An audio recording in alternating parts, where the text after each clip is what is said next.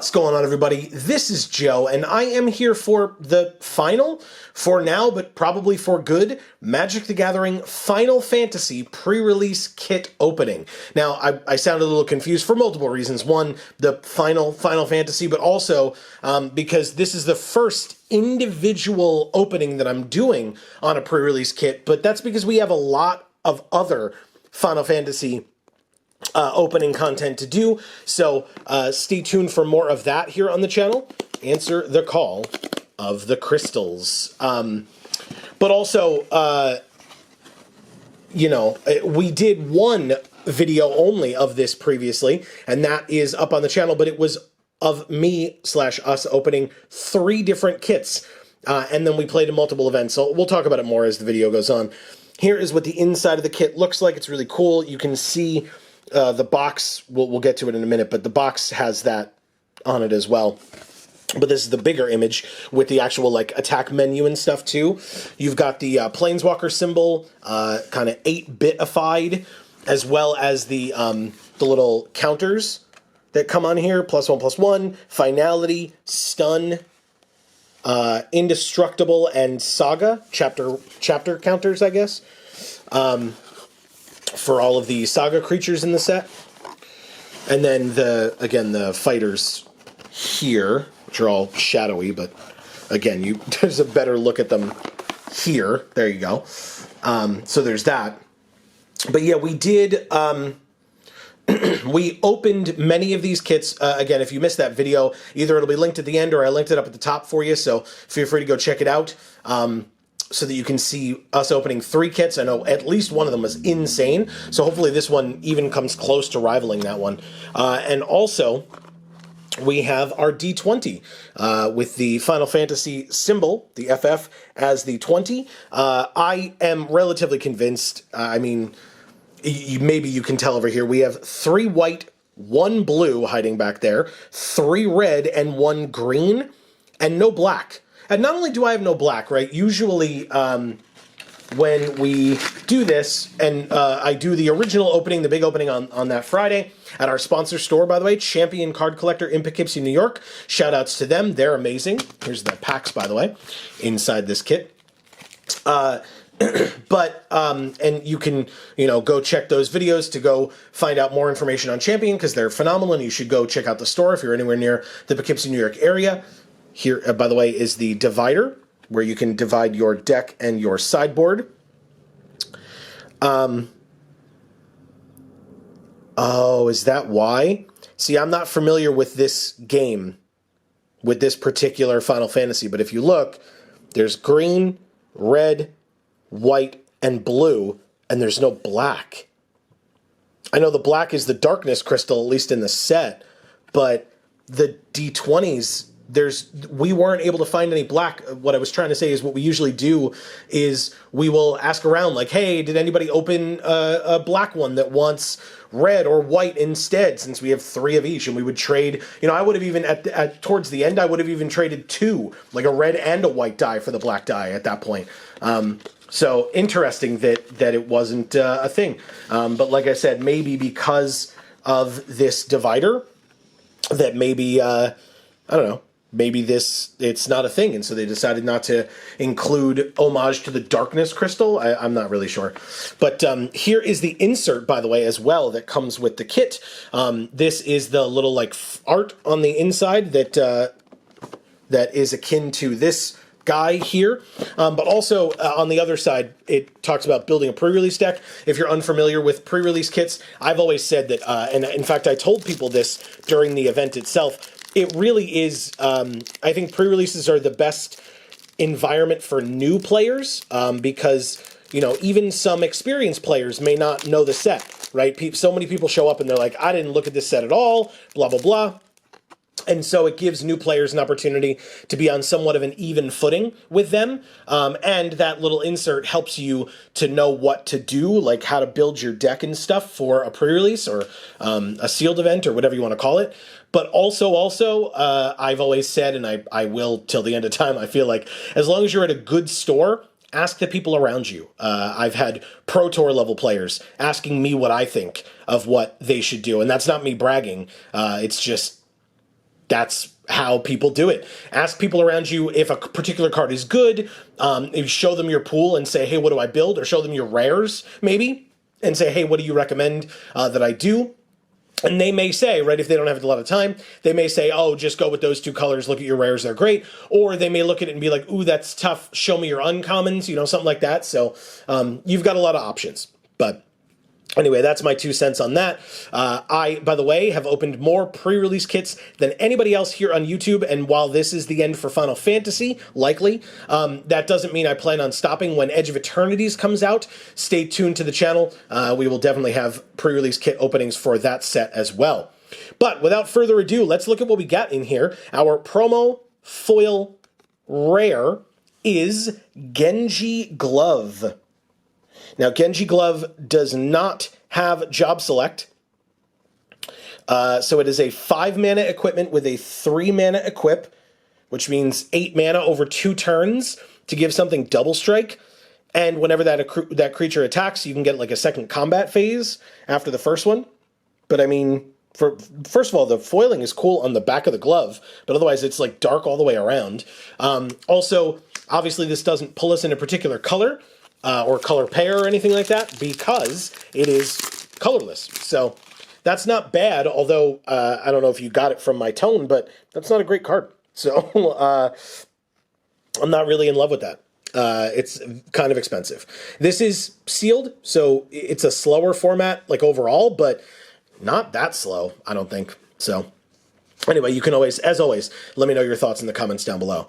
We have a Hecdize, a Town Greeter, Ice Magic, Dwarven Castle Guard, Thunder Magic, interesting, Laughing Mad, Crossroads Village, some good fixing, a Restoration Magic is our first uncommon, Titus Blitzball Star is the second, and Phantom Train is the third. As a reminder, out of these packs, after the 3 uncommons, there's something. It could be another uncommon, it could be a flip card, it could be a rare, a mythic. So let's see what we get. We have another uncommon that is a flip card in Ultimecia, Time Sorceress. She's a good one. And she flips into an Ultimecia Omnipotent. Not bad at all. That art is crazy. And she's crazy. 7/7 Menace? Damn. Behind it, our rare or mythic is... the kit must have heard me talking about it when I was talking about the dice. It's the Darkness Crystal. Okay. Interesting. It's just taunting me now. That's rude. A lot of people will tell you that these crystals aren't really for limited. I guess if we were maybe going mono black, but like making your black spells cheaper starting on turn 4 is a little rough.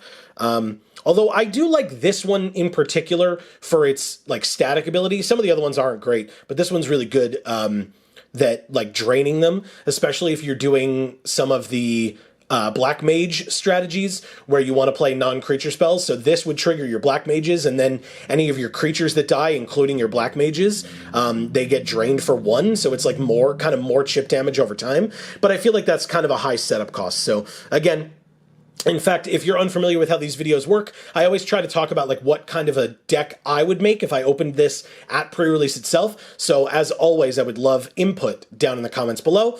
Does this sway you towards black? Are you thinking that, the crystals or like this crystal is not playable and limited? Let me know. Behind it, we have another rare mythic or just straight to our foil? Straight to our foil, it is another equipment in Bard's Bow. Now, notably, this one is job select, and that's absolutely incredible. Also, speaking of absolutely incredible, that foiling pattern looks great. Holy crap, that's cool. I like that a lot. But yeah, job select is incredible on equipment. So this is a 3-mana 3/3 reach that, yeah, the re-equip sucks. To re-equip this for 6 later is rough, but... a 3-mana 3/3 reach is great. That's a great, great card. Behind it, we have Gungaga, Reactor Town, as our land, in our land slot. So in the land slot, you can get these common dual towns or dual land towns. You can get full art lands, and then they could either be non-foil like this or foil. And we have a bird token / wizard token. I was just talking about the wizards. So wizard token / bird, which is really a chocobo. We all know it's a chocobo, but whatever. Next. Pack number 2 starts with a Cloudbound Moogle, my least favorite of the land cyclers, personally.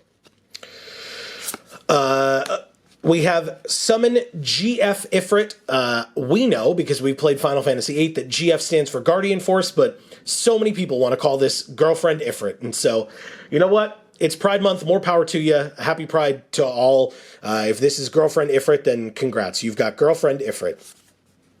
Ahriman, which is an incredible card, by the way. A Balam T-Rexar, speaking of Final Fantasy VIII. It's a good one. Dragoon's Wyvern, also a good card. A Galacat. Okay, not bad. Lots of flyers. A Magic Pot as an artifact.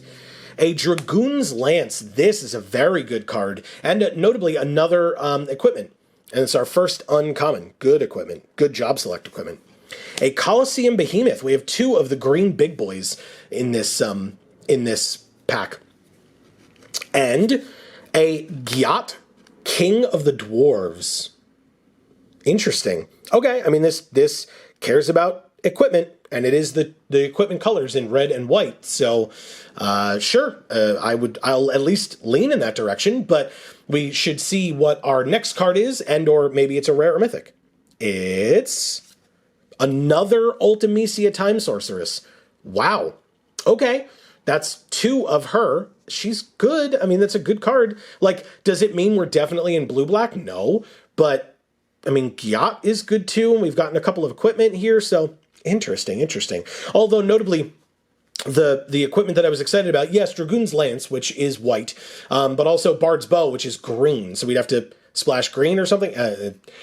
We've got more packs to open. Let's see if they help us. We already saw what Ultimecia flips into, so I'm just going to go to our rare or mythic, which is a Summon Primal Odin.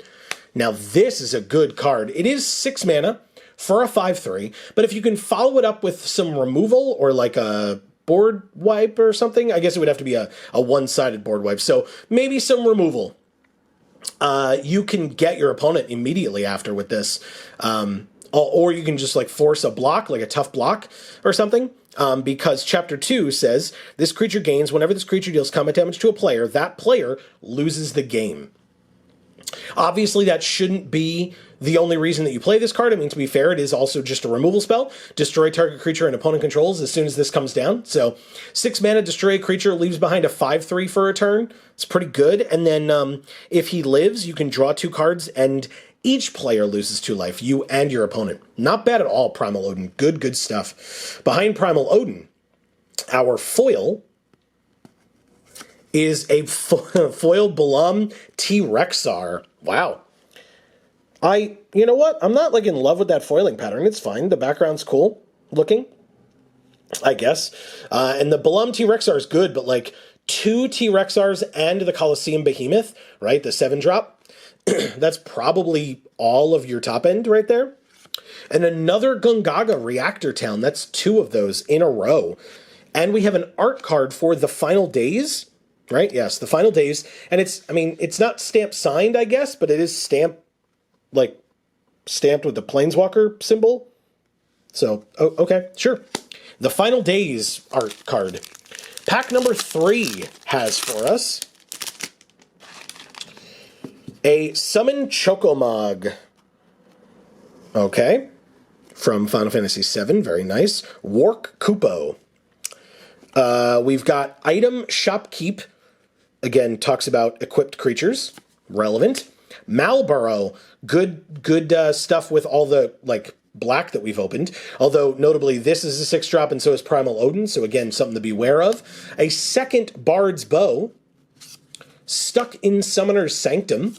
Adventurer's Inn. This one, not one of the fixing lands, but if you care about towns, this is not a bad one. Gains you 2 life when it enters. An Iron Giant. So if you need a big boy not in a green deck, I suppose, or a black deck, you've got Iron Giant. You've got Demon Wall as our first uncommon. Not bad. A Summon Shiva. Also not bad. Can tap some things and put stun counters on them. Very nice. And a Saz's Chocobo is our third uncommon, which means, and this is a great card, by the way, the landfall deck is a lot of fun. We haven't really seen a lot of like enablers for it yet, but still. But that means that our next card is a Summon Primal Garuda. Absolutely incredible card. Absolutely incredible. Interesting. Now I'm like toying with red, white versus black, because like our black is really good. Okay, interesting, interesting. Well, let's see if this next card helps us. Our rare or mythic is... Wow, Vanat, Heart of Hydaelyn. That's a mono white card. Okay. Well, she flips into Hydaelyn, the Mother Crystal. By the way, this alt art is nuts. Absolutely nuts. I think we have it. I think we opened it, but maybe not on camera.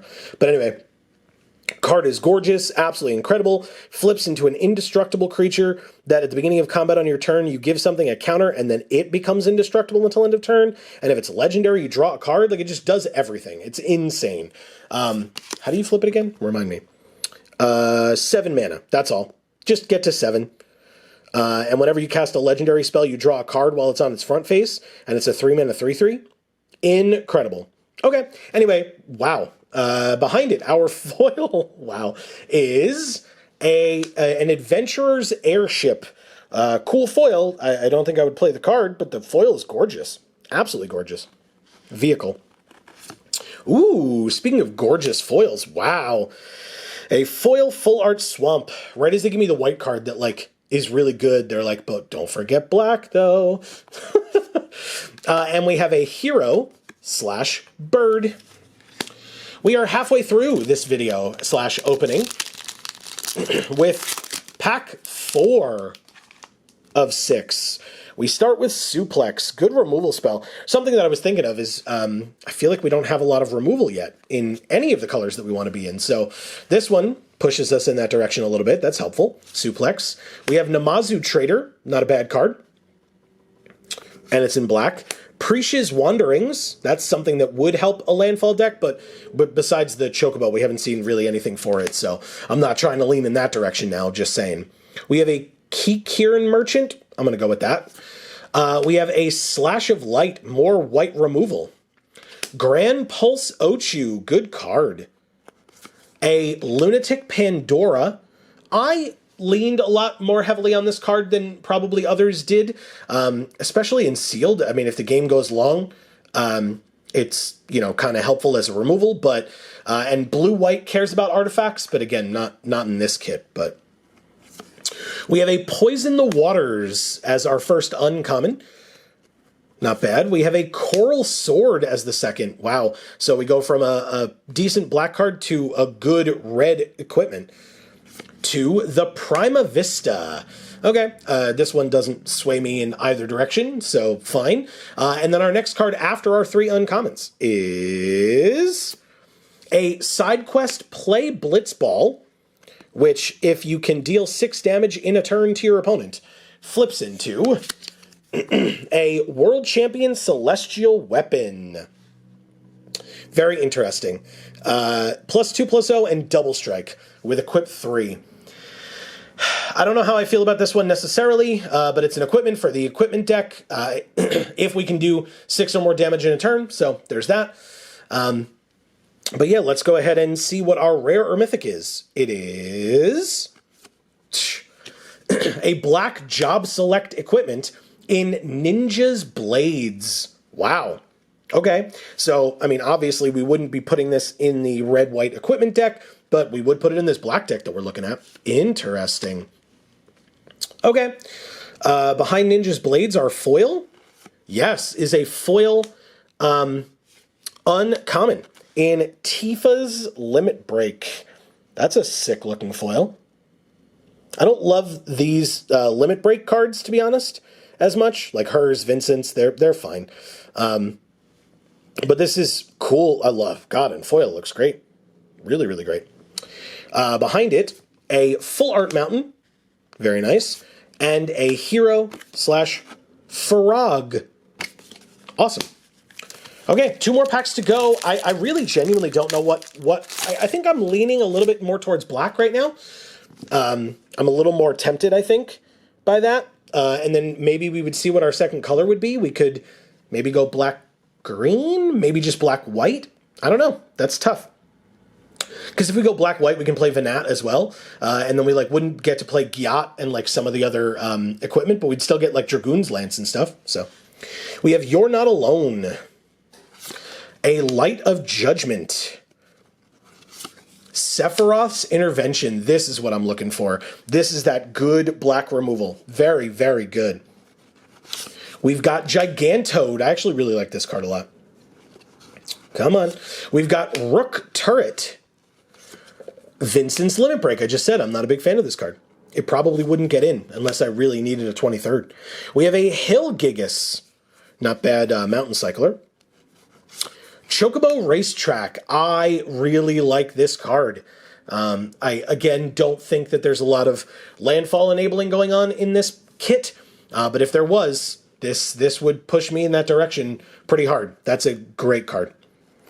We have Quistis Trep from Final Fantasy VIII. And Ash, Princess of Dalmasca. Okay, she cares about artifact cards, which could be the equipment. So even if we did black-white, I would count the number of artifacts that we had to debate whether to put her in. I think I would probably do it. I'm looking at the Darkness Crystal. We've got Ninja's Blades, any of the white equipment like Dragoon's Lance. We probably would have enough where I would feel comfortable putting her in. She's looking at the top 5 cards, so that's pretty good.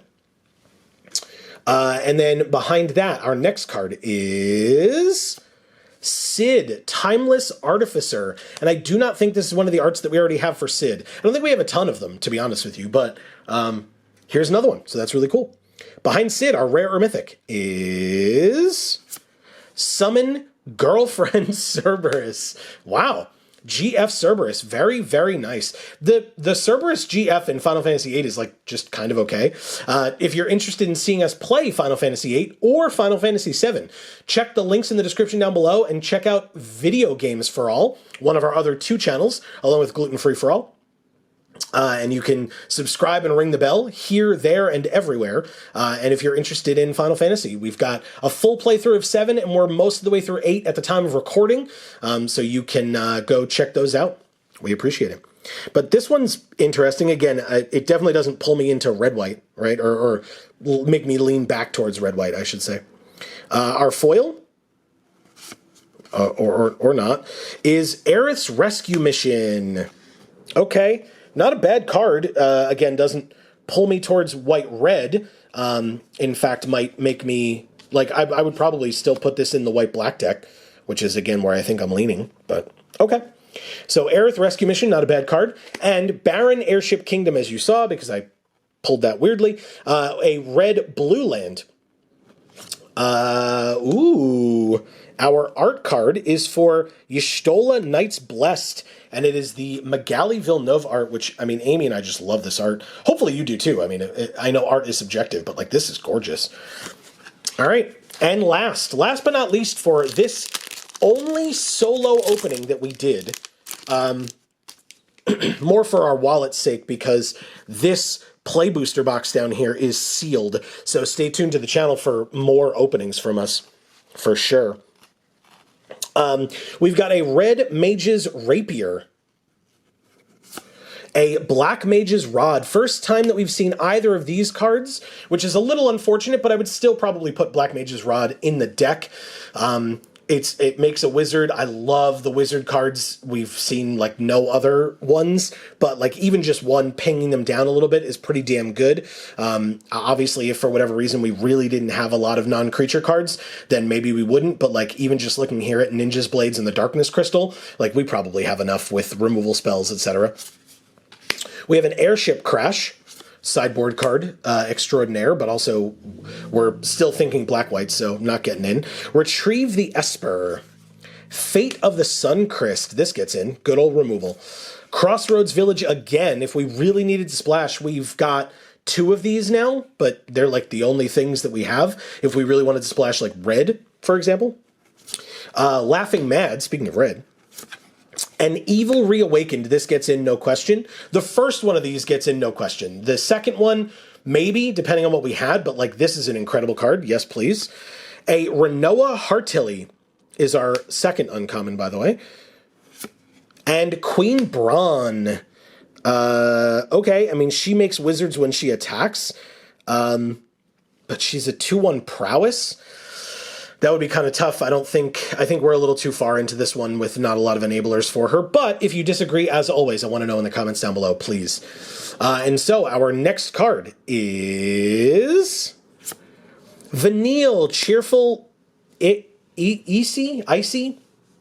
Yeah, it's definitely an Icy. There we go.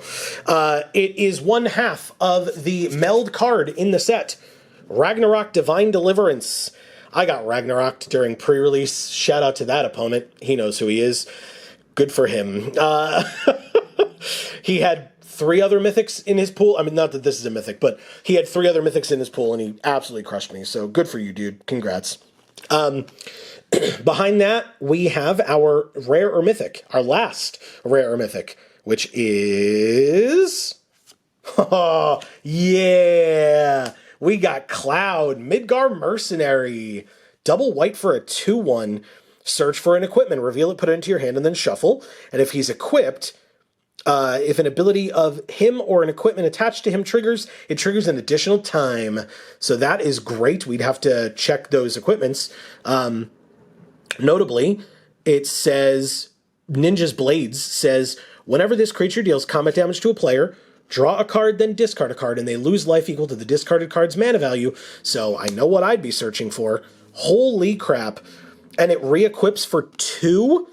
Insane. That's a great combo right there. Done and done. I'm happily playing white-black with this kit. Wow. Good stuff. And it's a mythic, our only mythic of the opening. Actually, to be fair, let's see if we have another rare or mythic or a foil behind it. It's a... Jesus! It's a second foil Bard's Bow? Why, though? Okay. Sure. 2 foil Bard's Bows. Why not? Why not? Okay. It's gorgeous in foil. Don't get me wrong. We have a Full Art Wastes basic land and a hero/bird. I mean, we just looked at it a lot because I literally just opened it, but hey, guess what? He's right there on the box, right above the cards. So let's take a look at Cloud, Midgar Mercenary, as we say. Thank you so very much for watching. I really hope everybody enjoyed. Like I said, this is the last pre-release kit opening for Final Fantasy, but that box still needs to be opened, so stay tuned to the channel for more. Please don't forget to subscribe and ring that bell so that you'll get notifications whenever any of our videos come out. If you're interested in Magic and you want to see us play some, we stream MTG Arena every Monday on this channel at 8 p.m. Eastern. We'd love to have you. We already have an incredible community of folks over there watching us every single week. And we'd love to have you be one of those people. Pop in a chat, say, hey, we sometimes talk about Magic. Otherwise, we talk about how people's lives are doing and stuff. So don't ever hesitate to come in and let us know how you're doing. We'd love to hear from you. And then we also, as I said, have 2 other channels in Video Games for All and Gluten Free for All. And you can check our streams out on Video Games for All as well every Friday at 8 p.m. Eastern. So go check that out as well. But for now, from us here at the Geek for All family of channels, I've been Joe. And as we always say, in whichever video of ours you watch next, we will see you all next time. Thanks, everybody.